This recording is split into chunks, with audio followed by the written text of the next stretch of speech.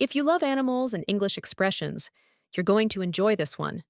We're exploring 8 animal idioms you'll hear a lot in real conversations. Some are funny, some are a little dramatic, but all of them are super useful. Hey friends, welcome back to Let's Talk English. I'm Riya. And I'm Alex. These idioms help your English sound more natural, expressive, and even a little witty. So let's dive in. Elephant in the room. All right, first up, elephant in the room. Now, obviously, there's no real elephant walking around your living room. Right. This idiom means there's a big, obvious problem or issue, but no one wants to bring it up. Maybe because it's uncomfortable, awkward, or just too serious. Imagine an elephant in a small room. It's impossible to ignore, but everyone is reluctant to address the issue. Imagine you're at a team meeting, and everyone knows the company is having money problems. But no one says a word. That's the elephant in the room. We need to talk about the budget cuts. It's the elephant in the room. Bird brain. Next one. Bird brain. It's a slightly funny but rude way to say someone is not very smart or keeps forgetting things. Yup. It's like saying, you've got a tiny brain like a bird. Not super kind. So use it jokingly with friends, not in serious situations. Like when your friend forgets their keys for the 3rd time this week.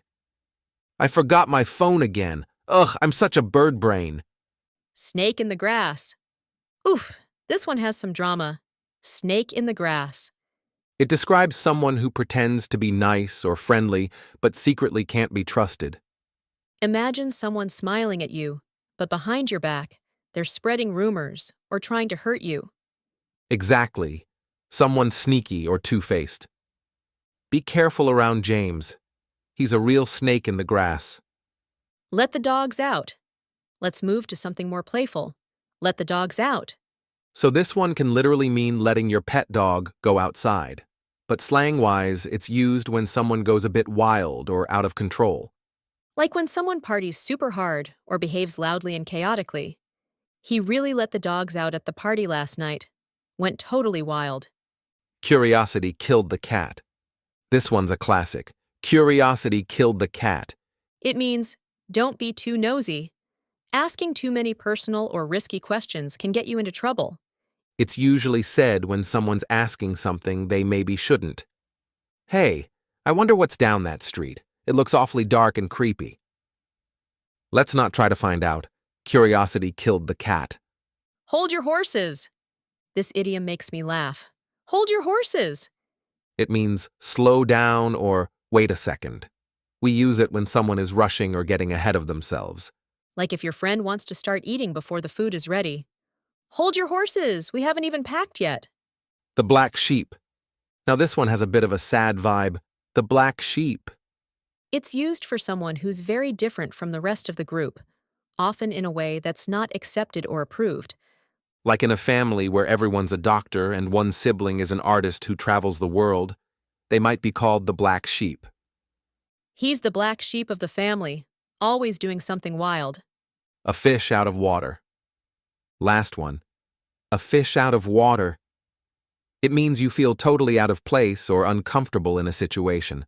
Like when you're at a fancy dinner and don't know which fork to use, or when you start a new job and don't know anyone yet. Basically, you feel awkward, unsure, and maybe a bit lost. I felt like a fish out of water at my new job.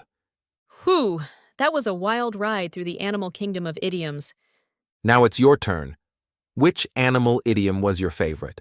Let us know in the comments, and try to use it in a sentence. Your challenge this week: pick 2 idioms and actually use them in your daily life, whether it's at school, work, or just chatting with friends. And hey, if you like this video, give it a thumbs up, subscribe for more English tips, and share it with your friends. See you next time on Let's Talk English. Bye.